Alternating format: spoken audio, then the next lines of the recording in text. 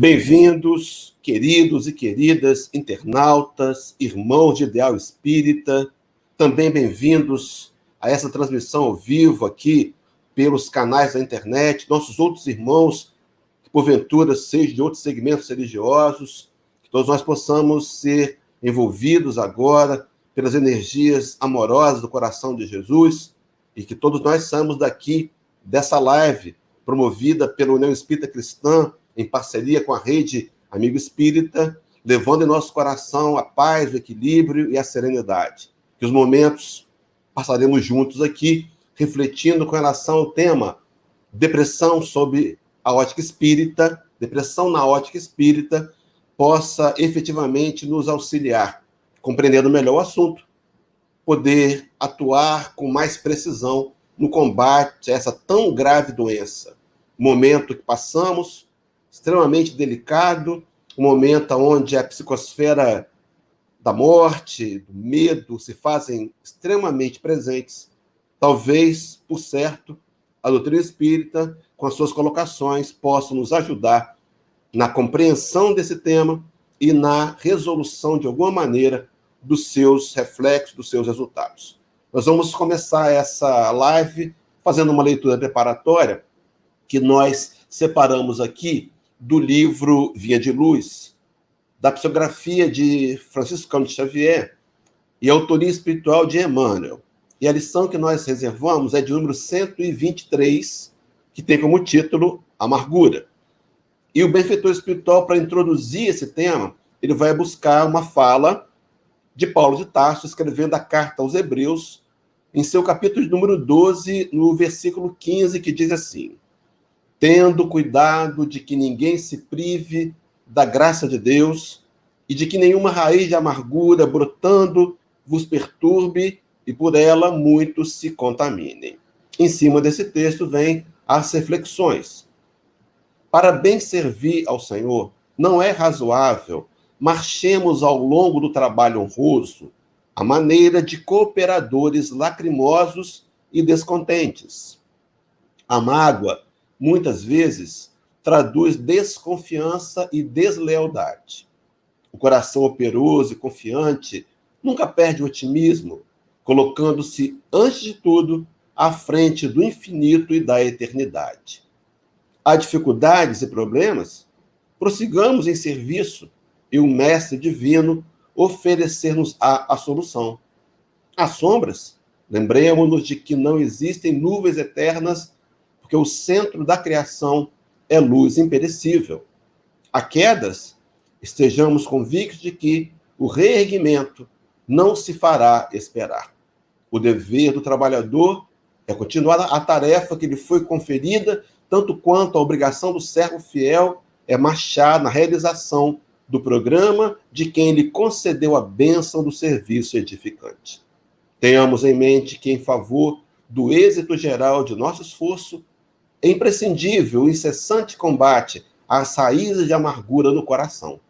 Se brotarem livremente, serão venenosos arbustos, prejudicando a movimentação dos interesses coletivos de elevação e de paz. Guardemos reflexão e prudência, mas destruamos a amargura injustificável, para que não perturbemos a obra do Mestre e para que os nossos amados não se privem da graça de Deus. Profundas palavras de Emmanuel, eu quero convidá-los para me acompanhar numa oração, meus irmãos. O benfeitor maior, Jesus de Nazaré, nos conhece os sentimentos, nos conhece o coração, sabe o motivo pelo qual estamos aqui reunidos nessa oportunidade. Vamos rogar ao benfeitor maior, dizendo: Mestre Divino, eis aqui reunidos mais uma vez os teus irmãos mais novos, ainda tão necessitados da tua ajuda, do teu apoio, da tua força.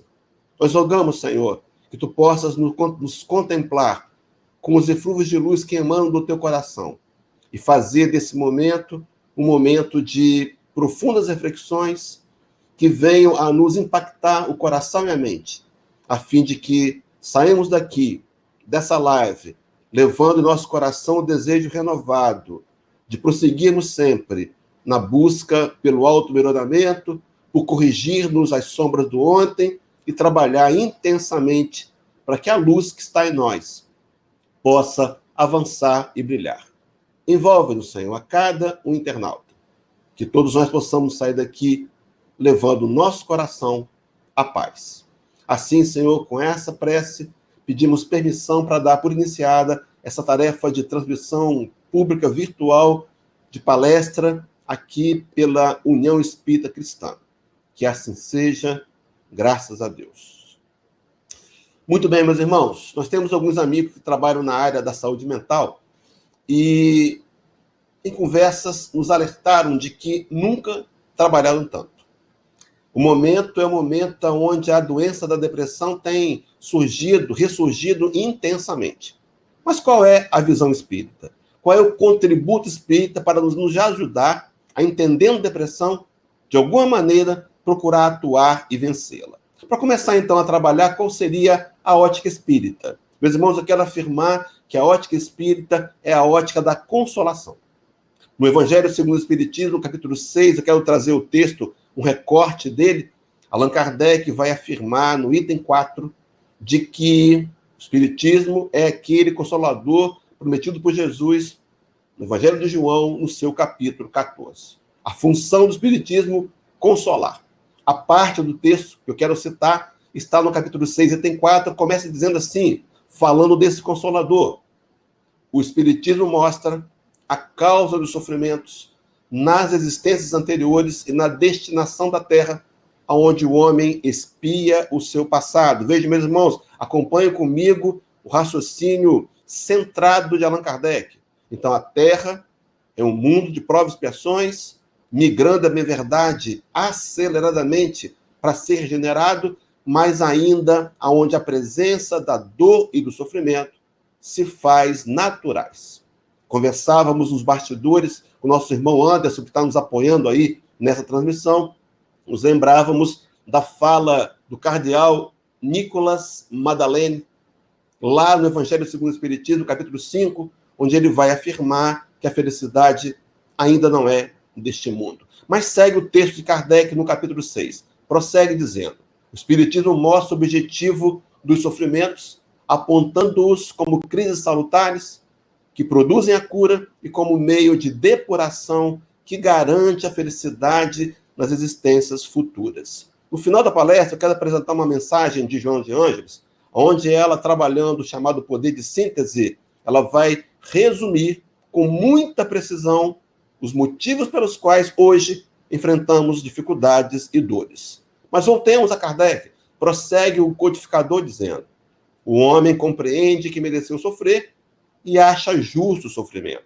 E diz mais, sabe que este lhe auxilia o adiantamento e o aceita sem murmurar, como o obreiro aceita o trabalho que lhe assegurará o salário. A analogia que Kardec traz nos reporta aos dias da atualidade. Quantos de nós, meus irmãos, saímos de casa de manhã muito cedo, às vezes tomando uma condução muito cheia, lotada, chegamos no trabalho, enfrentamos as adversidades naturais, nem sempre um ambiente seguro, nem sempre companhias das mais agradáveis. Mas por que aceitamos passar o mês inteiro naquele recinto? Porque sabemos que no final daquele período receberemos um valor suficiente para nos sustentar, para nos dar continuidade da história material. Então aceitamos, à medida que nós compreendemos que a dor é uma necessidade, que temos que aceitá-la e digeri-la, nós começamos a enfrentá-la de forma mais centrada, equilibrada e produtiva. Mas segue o texto dizendo, o Espiritismo lhe dá fé inabalável no futuro e a dúvida pungente não mais se lhe apossa a alma, dando-lhe a ver do alto as coisas. Deixa eu fazer um parênteses aqui, meus irmãos. Queridos, a proposta espírita é nos convidar a ver a vida material com os olhos do espírito mortal. Há uma questão do Livro dos Espíritos, 918, onde Allan Kardec vai introduzir o conceito do homem de bem, e ele pergunta à espiritualidade por que indícios se pode reconhecer no espírito a sua evolução moral. E os amigos espirituais reduzem em 2 únicos pontos, que servirão para a gente nesse momento de reflexão, para autoavaliação. Então, o espírito que se encontra em evolução moral, primeiro, ele compreende a lei de Deus e ele procura aplicá-la à vida. Se estivermos fazendo assim, estamos no caminho correto.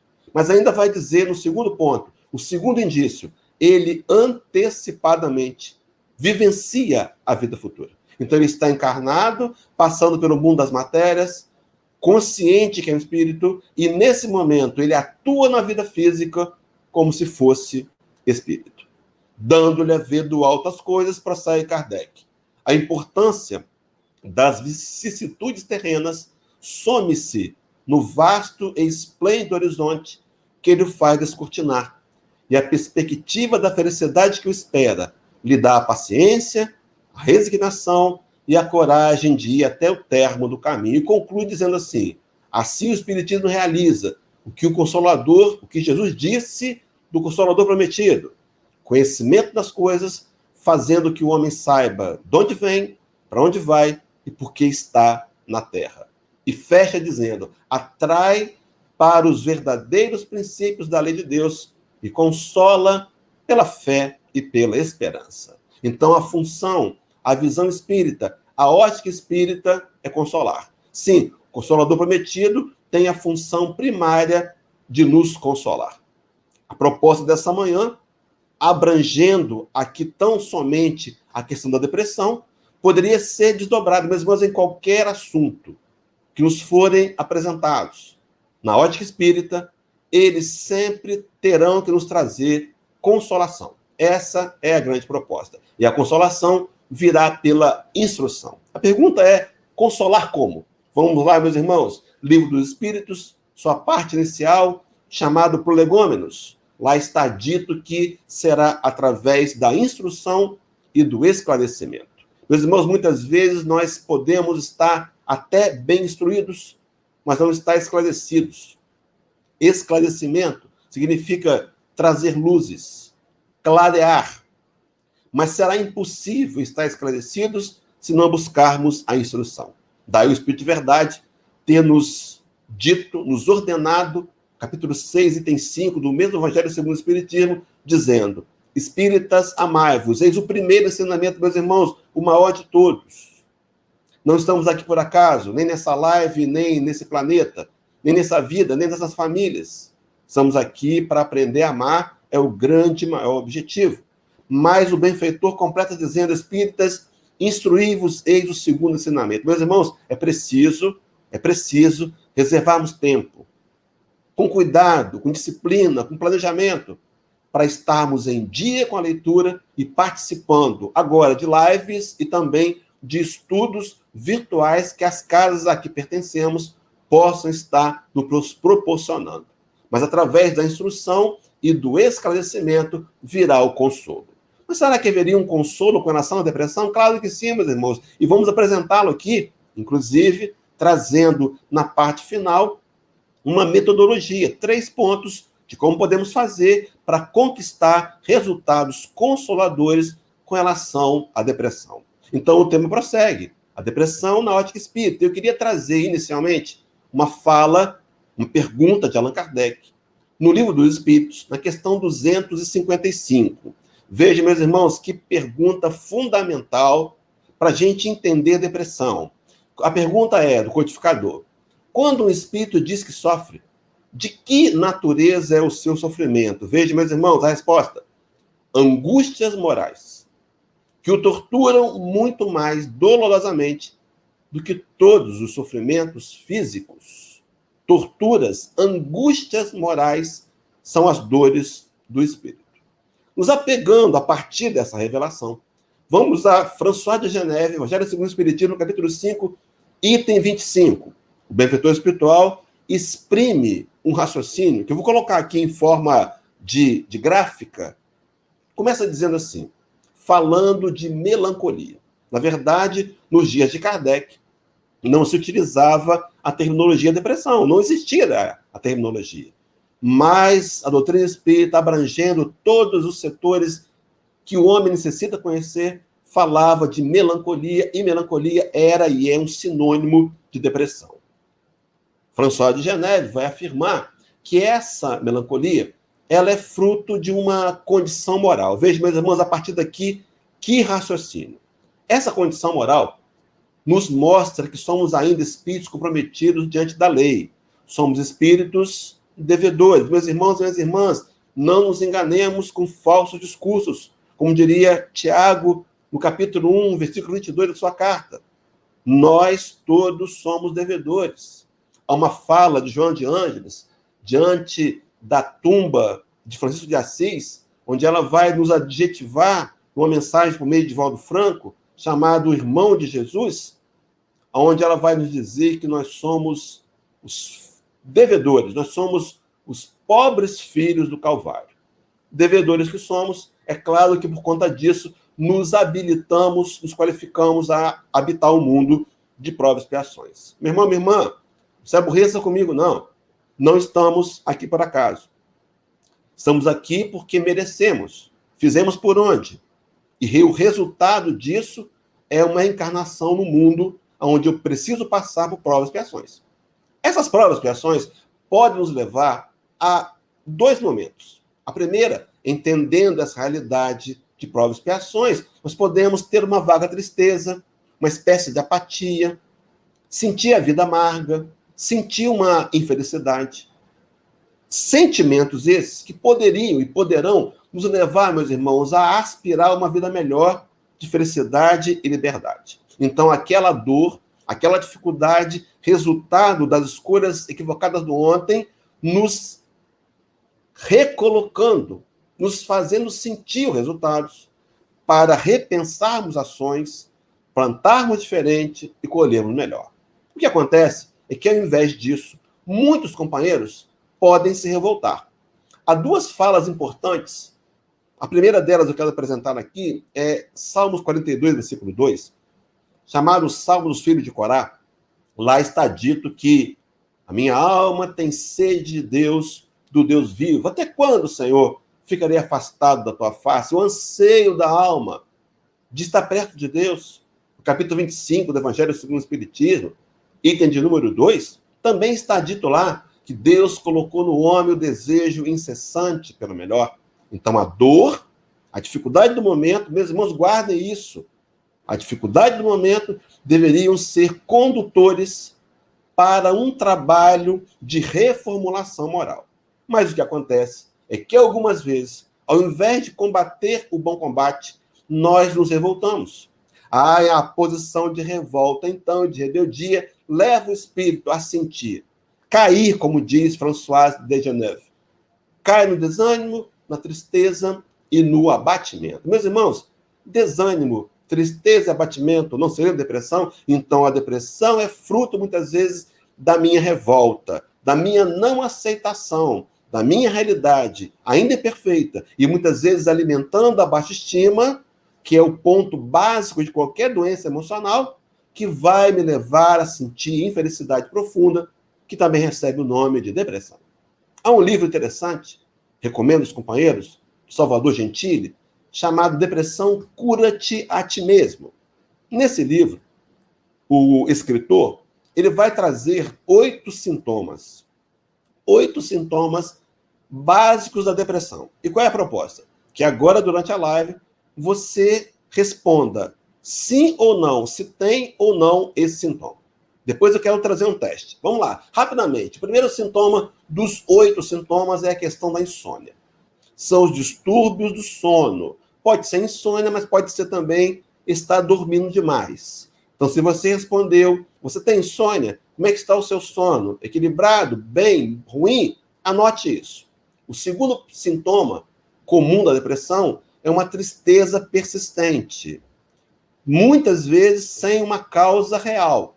Então, estamos no dia a dia, no trabalho, concentrados em alguma atividade, e, de repente, nos surpreendemos tristes. Segundo ponto, se isso lhe acontece, anote. Terceiro, desânimo, uma falta de ânimo, vontade de não fazer nada. Quarto, alteração no apetite. Então, tínhamos uma dieta equilibrada e agora estamos comendo mais do que devíamos. Ou perdemos a fome. E isso, é claro, resulta em perda ou ganho de peso. Quinto sintoma, a fadiga. Muito mais aqui a fadiga mental, um cansaço, atrelada, é bem verdade, ao desânimo. Sexto, a falta de energia. Sétimo, a baixa produtividade, nos mostrando os resultados, talvez ainda inconscientes, mas produzidos, mostrando o quanto temos regredido no nosso potencial. E, por fim, a chamada anedonia ou a perda de prazer. Tínhamos a alegria de, terminando a reunião espírita, nos reunir com os companheiros, conversar um pouco, comermos uma pizza, mas perdemos a vontade de fazer isso. Talvez seja essa anedonia um dos sintomas que te levem a entender se vivencia ou não um estado depressivo. Pois bem, queridos, há um psicanalista, um psiquiatra inglês chamado Stuart M. Montgomery, que ele fez um teste e ele propõe dizendo que se nesse autodiagnóstico desses 8 sintomas, algum de nós tiver 5, nós estamos vivenciando uma depressão. E se essa for a sua realidade, eu quero dizer para você que nós podemos buscar ajuda, devemos buscá-la. E aqui, o que vamos apresentar é a visão de uma busca pelo resultado apresentado pela doutrina dos espíritos. Pois bem, queridos, se a gente está com depressão, se isso é uma realidade, a pergunta que paira é: e agora? O que fazer? Na introdução desse livro, Salvador Gentili vai dizer que é preciso ter o desejo ardente de se curar. Ao longo do capítulo, ele reafirma dizendo: é preciso mesmo ser muito ardente. Algo que é ardente é algo perceptível. O desejo, meus irmãos, é fundamental. Li há pouco tempo atrás, pesquisando na internet, um autor anônimo que dizia que ninguém pode fazer por você aquilo que você não quer. Nenhum de nós é obrigado. Todos nós temos que, de livre vontade, alimentar o desejo para fazer as ações que possam produzir novos resultados. Quero colocar ali um asterisco, nesse que precisa ser muito ardente, para resgatar mais para o final da palestra. Sigamos, queridos, sigamos então. Voltemos a François de Geneve, capítulo 5, item 25. Diz assim o Espírito Amigo: se no curso desse degredo provação, meus irmãos, olha a visão espiritual. Quando Allan Kardec, na questão 196 de Livro dos Espíritos, vai falar da vida material, vai chamá-la, compará-la a um cadinho. Quando se refere a nós, ele diz assim: seres do mundo espírita. E aqui, François de Geneve usa a terminologia curso desse degredo provação. Mas, irmãos, não nos enganemos. Não viemos a esse planeta para passeios.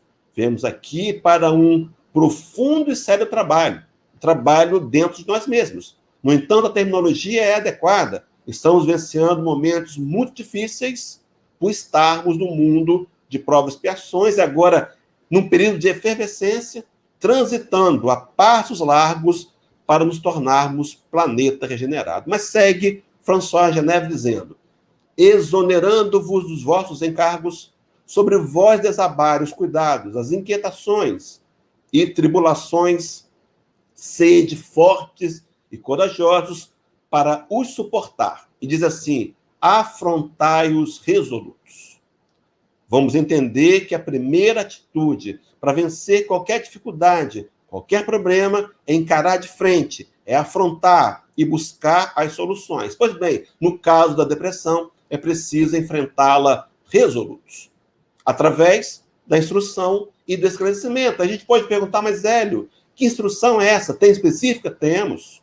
Na introdução do Evangelho segundo o Espiritismo, item de número 4, está dito: o Espiritismo fornece a chave, das relações existentes entre a alma e o corpo. E prova, meus irmãos, que um reage incessantemente sobre o outro. Abre, assim, nova senda para a ciência. Com lhe mostrar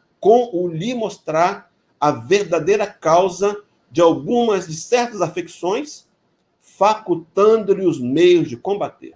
Então, a tomada de consciência e a possibilidade de combater. Isso é consolador? Claro que sim. E conclui dizendo o codificador: Quando a ciência levar em conta a ação do elemento espiritual na economia, menos frequentemente serão os seus maus êxitos. Esse elemento espiritual é interessante que podemos linká-lo com a proposta conceitual do Espiritismo. Capítulo 1, item 5. Também Evangelho segundo o Espiritismo. Veja, meus irmãos, a lógica sequencial espírita. Lá está dito. O Espiritismo é a ciência nova que vem revelada aos homens por meio de provas irrecusáveis. A existência é natureza no mundo espiritual, e vejam, bem como as suas relações com o mundo corpóreo. Então, nós estamos mergulhados no mar de espíritos. Levaria Paulo de Tarso, escrevendo a carta aos Hebreus, dizer que estamos cercados por uma imensa nuvem de testemunhas. E essas relações, conscientes ou não, elas provocam em cada um de nós sentimentos e emoções. A questão 459, Livro dos Espíritos, Kardec perguntou à espiritualidade: influi os espíritos em nossos pensamentos e em nossos atos? A sequência, meus irmãos, é essa mesmo. Primeiro, no pensamento, muitas vezes uma monoideia, muitas vezes um pensamento repetitivo constante, para depois interferir nos atos. Mas observe a resposta que Kardec recebe dos amigos espirituais. Muito mais do que imaginais. Influem a tal ponto que de ordinário são eles que vos dirigem. Influir, meus irmãos, significa o mesmo que infundem, inspiram, influenciam, incutem. São verbos sinônimos de influenciar. João de Anges, num livro altamente recomendado, Vitória sobre a Depressão, pelas mãos de Valdo Franco, vai afirmar na sua introdução que podemos mesmo asseverar que na maioria dos transtornos depressivos, a causa apresenta-se de natureza espiritual. Fica aqui, meus irmãos, explicado por que o remédio não está funcionando para você. Porque talvez a sua depressão não seja de fundo, de natureza física, mas algo espiritual, e o tratamento deverá ser um tratamento espiritual. A depressão, então, pode ser alimentada pelos processos obsessivos, e esses processos obsessivos, meus irmãos, eles são direcionados a cada um de nós de duas frontes. A primeira, aqueles credores do passado, aqueles inimigos que nós construímos ao longo das vidas, aqueles a quem nós ultrajamos, ofendemos, usurpamos, e que ainda, por não conhecerem a eficácia e a paz produzidas somente pelo perdão, persegue-nos mesmo no mundo espiritual. Há uma passagem do livro do Evangelho segundo o Espiritismo, capítulo 12, item 5, aonde nos revelará, nos falará o texto, vale a pena você pegar o livro depois e ler, capítulo 12, item 5, amai os vossos inimigos, é o título do capítulo. Nesse item, os inimigos desencarnados, mostrando que as relações de ódio podem perdurar até mesmo depois da morte. No entanto, há uma outra fronte. O texto diz assim, sabe também que a morte apenas o livra da presença material do seu inimigo, pois que este pode perseguir com seu ódio, veja, meus irmãos, mesmo depois de haver deixado a terra, e que assim a vingança que tome falha seu objetivo, visto que, ao contrário, tem por efeito produzir maior irritação, capaz de passar de uma existência a outra. Mas há uma outra fronte, meus irmãos, que podem estar produzindo obsessões. Essas são aqueles espíritos afins, espíritos que se identificam com os nossos comportamentos, espíritos que se aproximam por afinidade. Há uma questão do Livro dos Espíritos, eu acho que uma das mais importantes, com relação à obsessão, 467, onde Kardec perguntou: pode o homem eximir-se da influência dos espíritos que procuram arrastá-lo ao mal? Meus irmãos, que pergunta fundamental. Será que nós podemos nos eximir da ação dos inimigos do passado, daqueles que nos influenciam? Resposta é básica.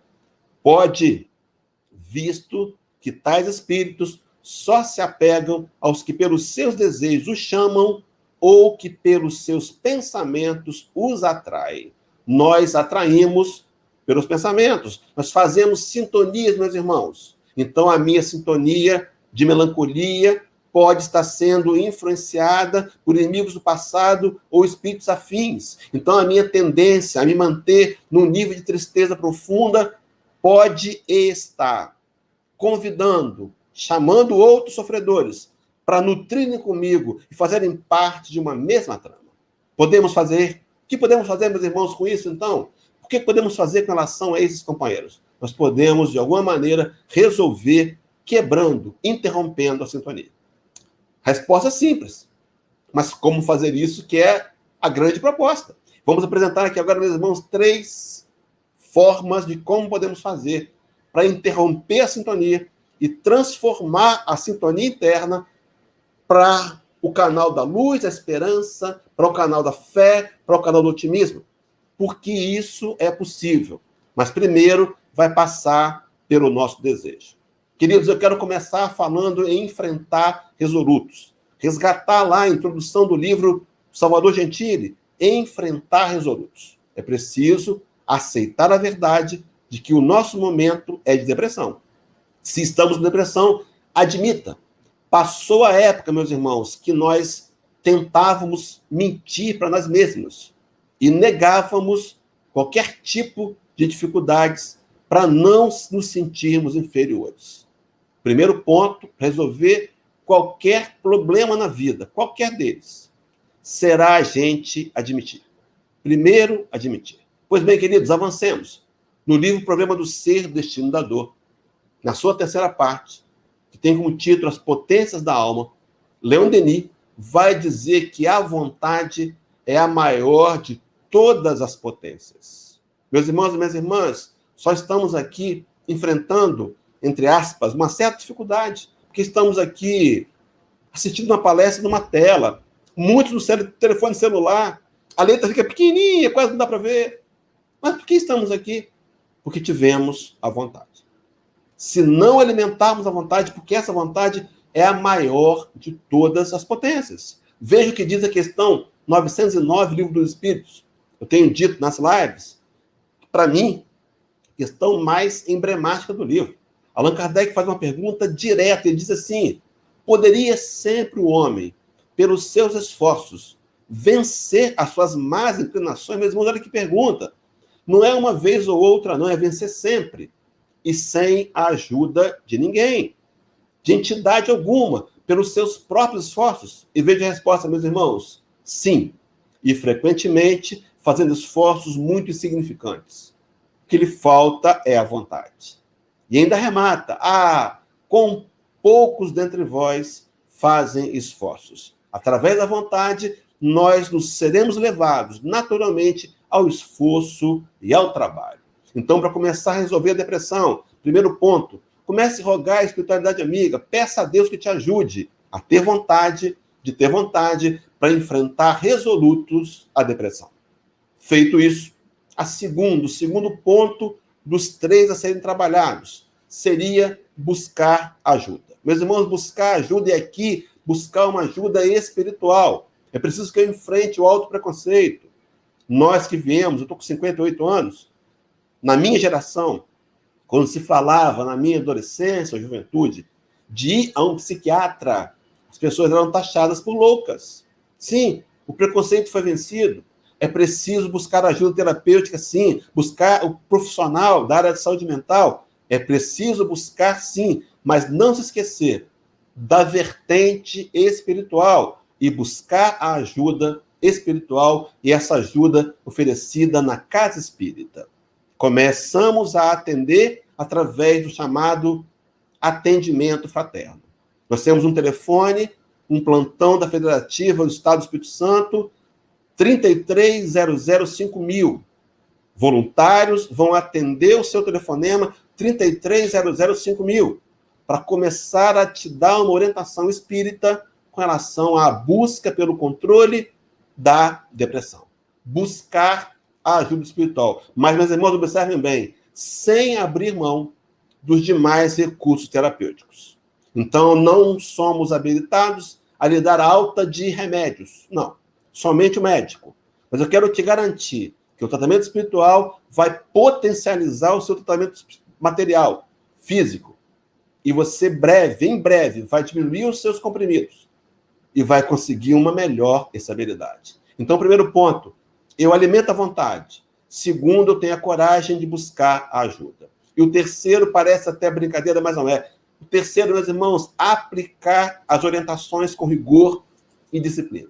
Sim, vamos à casa espírita e talvez nos diga, olha, você vai assistir 10 lives, você vai tomar o passe virtual, você vai ler determinado livro, você vai tomar água frutificada, vai fazer o culto no lar. Nos orientam a um tratamento. E aí a gente começa o tratamento. Recebe um primeiro alívio e a gente para de fazer. É muito comum. Você foi no médico, uma dor no estômago, ele te passou um remédio, vai e diz assim para você, olha, toma esse remédio por 30 dias. Lá pelo 6º dia a dor passou, você abandona o remédio. Fazemos assim. Então a proposta é ouvir a orientação e praticar a orientação. Conta-se uma história, eu quero de antemão avisar os copeiros que é uma pegadinha, que haviam 3 rãs em cima do galho de uma árvore e uma delas decidiu saltar no lago que estava ali embaixo. E a pergunta é, quantas rãs ficaram? Ficaram 3. Porque, meus irmãos, ela só decidiu. É preciso decidir e que a decisão seja seguida de uma atitude. Eu quero começar a fazer o fechamento trazendo aquela fala que eu comentei de Joana de Ângeles no início da palestra, onde ela vai trabalhar extremamente no poder de síntese os motivos pelos quais passamos pela dor. Eu estou afirmando Joana de Ângeles porque no Evangelho segundo o Espiritismo, capítulo 9, item 7, ela vai se apresentar como um espírito amigo. Divaldo Franco, num seminário que está no YouTube, chamado As Vidas de Joana de Ângeles, ele vai falar que vai dizer que esse espírito amigo, na codificação, é a própria Joana. E o texto da Joana diz assim, coragem, amigos. Escuta, meu irmão, escuta a Joana te falando. Coragem, amigos. Tendes no Cristo o vosso modelo. Joana de Ângeles, é claro aqui, conhecedora profunda da codificação com a qual participou. Ela está se reportando à questão central do Livro dos Espíritos, a 625. Qual o tipo mais perfeito que Deus tem oferecido ao homem para lhe servir de guia e de modelo? Resposta, Jesus. Coragem, amigos, coragem. Tendes no Cristo o vosso modelo. E diz, mais sofreu ele do que qualquer de vós, e nada tinha a que se penitenciar. Ao passo que vós tendes o passado a expiar e de vos fortalecer para o futuro. As 2 razões, meus irmãos, pelas quais passamos pela dor e que agora, entendendo isso, deveríamos abandonar o sentimento da revolta e da rebeldia. Primeiro, estamos encarnados, passando por dificuldade, num plano de provas e expiações, para quitar débitos do passado. E mais, meus irmãos, nos fortalecer para o glorioso futuro que nos aguarda. O futuro de verdades espirituais permeadas pela paz e a fraternidade. Diz Paulo de Tarso, no texto que antecede o Cântico da Vitória, em Romanos 8,18, diria o apóstolo, porque tenho por certo que as dificuldades do tempo presente não podem ser comparadas com a glória a ser revelada em nós. É preciso transformar o momento presente numa ferramenta de ascensão e não de rebeldia e de lamúrias. Mas conclui João dizendo, sede, pois, paciente, sede cristãos. Essa palavra resume tudo. Ser cristão é guardar em nosso coração a marca maior. Segundo Jesus, João 13,35, os meus discípulos serem reconhecidos por muito amar. Está aí o nosso quadro, o companheiro depressivo, desanimado, caído. Mas eu garanto, meus irmãos, que uma oração, uma prece sincera do coração, fará com que ele enxergue a ajuda de amigos espirituais.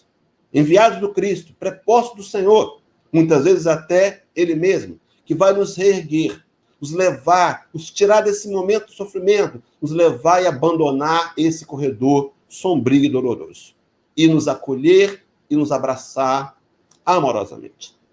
Que possa, meus irmãos, os que se identificaram com a questão da depressão, recebermos o abraço de Jesus.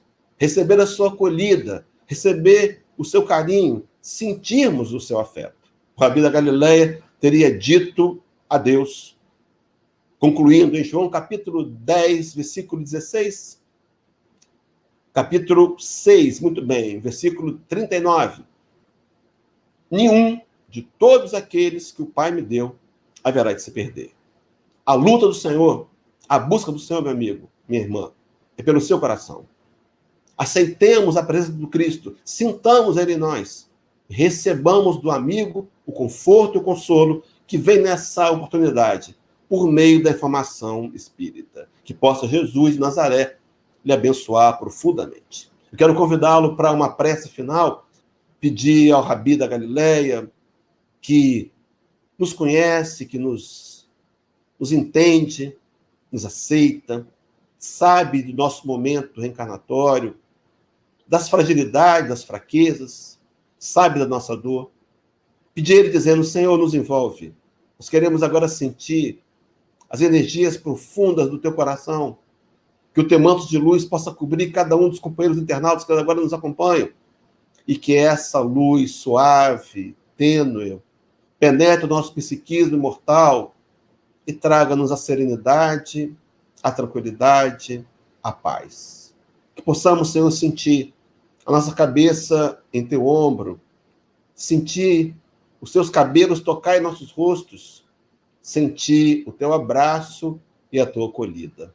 Faz, Senhor, que saímos daqui levando a esperança renovada, levando a fé viva, levando o otimismo, levando, Senhor, acima de tudo, a ideia de que precisamos retomar as rédeas de nossos projetos reencarnatórios e deixar de lado tristeza, dores, para abraçarmos verdadeiramente a caminhada em direção a encontrarmos a felicidade.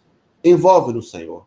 Ampara a União Espírita Cristã, ampara todos os canais de comunicação, os nossos irmãos da rede Amigo Espírita, ampara cada internauta, nos dá sempre a tua presença conosco e nos fortalece na caminhada. Assim, com essa oração, damos por concluída essa tarefa de transmissão de palestra pública da União Espírita Cristã, aqui em Vila Velha, no Espírito Santo. Que assim seja, graças a Deus. Muito bem, meus irmãos, chegamos ao final de mais uma live. Quero dizer para você que nós temos, depois você pode consultar nas redes sociais, outros momentos, outros horários de palestra pública virtual, sábados, 18 horas, quintas-feiras, 20 horas e terça-feiras, às 16 horas. Se você quiser estar conosco em outro momento, será muito bem-vindo e muito bem acolhido, e a sua presença, por certo, vai nos ajudar também a dar seguimento a esse trabalho. Até porque ele é feito para você. Deus possa te abençoar, meu irmão, que Cristo fique ao seu lado. Hoje, agora e sempre. Grande abraço, até um próximo encontro. Beijo no coração de todos.